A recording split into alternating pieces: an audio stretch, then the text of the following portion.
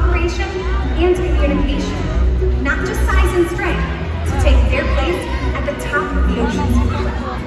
At the bottom are small animals, like through these techniques and our relationships with the whales, they learn to trust us, and they even take an active role in their own health and well-being. Now, one of the first healthcare or husbandry behaviors we teach our whales is a position in which we're able to ask for a voluntary blood sample from one of our whales. The whales are taught to roll ventral or upside down and present to us their tail flukes. Now, not only does this give us a great view of the whale's entire body, but also those white blood cells located on the white undersides of their tail flukes. Now, in just a couple of moments, we're actually going to have one of our whales come over to our slide-on area and demonstrate that behavior for all of you to see. Now, when the whales are in that position as well too, you might see us rubbing down or massaging our whales, whether it be on their backs, those pectoral flippers, or even those tail flukes.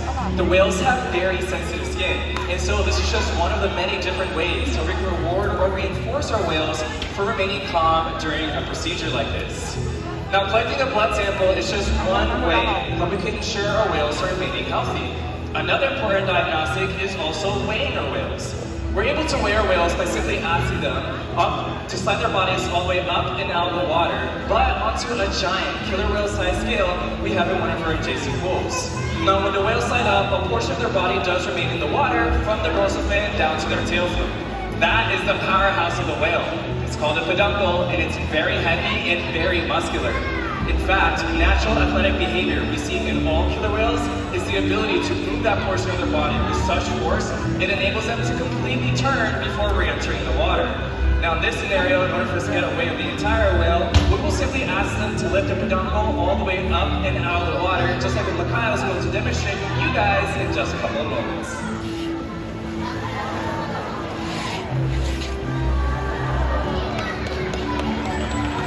Training this posture enables us to ensure accuracy, so we know that our younger whales are growing properly and that our older whales are maintaining a healthy weight.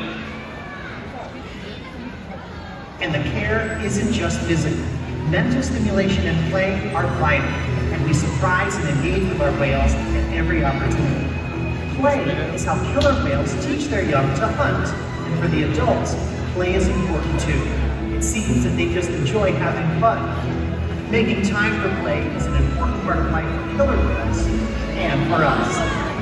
So we just learned that killer whales love to play, and they can actually learn a lot by playing. And they'll also learn through mimicry and observational learning. At a young age, killer whales will learn important life skills by playing games, such as follow the leaders with their mothers and other whales.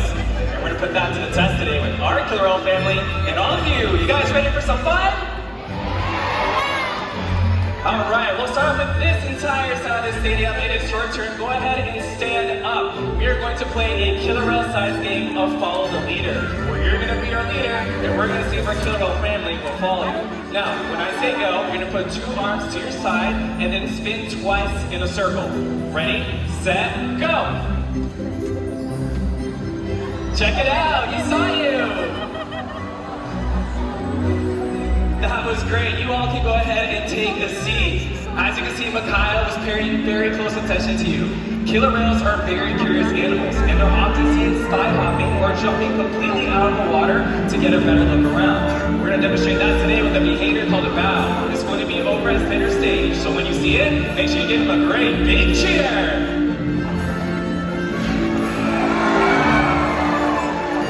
Alright, this side of the stadium, it is your turn. Go ahead and stand an even bigger jump planned for you. It's called a breach. Now, in order to act for this, you're going to put 2 fingers out in front of you and then toss it over your left shoulder when I say go.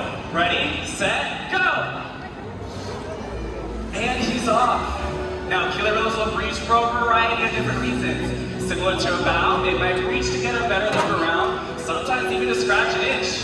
But more often than not, killer whales will breach just to show off. Oh my God!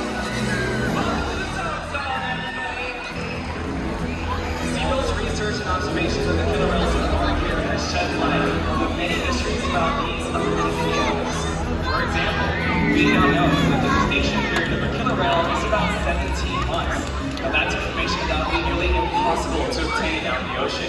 Some information, however, can only be obtained through field research. That's why SeaWorld partners with the Norwegian Orca Survey and NOAA to advance global education. Killer whales are powerful animals, and perhaps the best expression of that power can be seen when they hunt. Killer whales stand apart. They have no natural predators, and just about any other ocean animal could be their dinner. Depending on where they live and their chosen prey, they've developed some epic hunting techniques. Off the coast of South America, killer whales will teach themselves, riding in on waves just long enough to catch prey. They'll also create waves that knock animals like penguins or seals from ice coasts. Most importantly, they cooperate, communicate, and coordinate as a team. Here's footage of killer whales corralling a school of herring. A whale dips in and feeds, while the other whales eat the fish together with swipes of their tail fins. So killer whales create waves when they hunt, and they can use those powerful tail flukes to suck their prey. You all are about to get a demonstration. For our whales, it's a high-energy exercise session. But for all of you, that means it's time to get wet!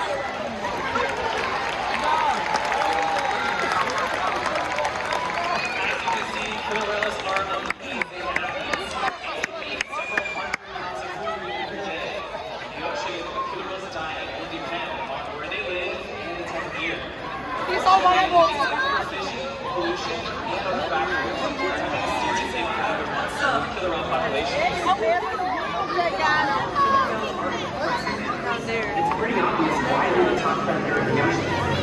That means killer whales are invincible, right?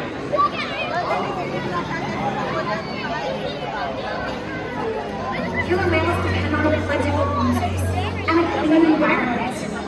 They're completely dominant, yet completely dependent. When it comes down to it, killer whales are not the most powerful animals in the ocean.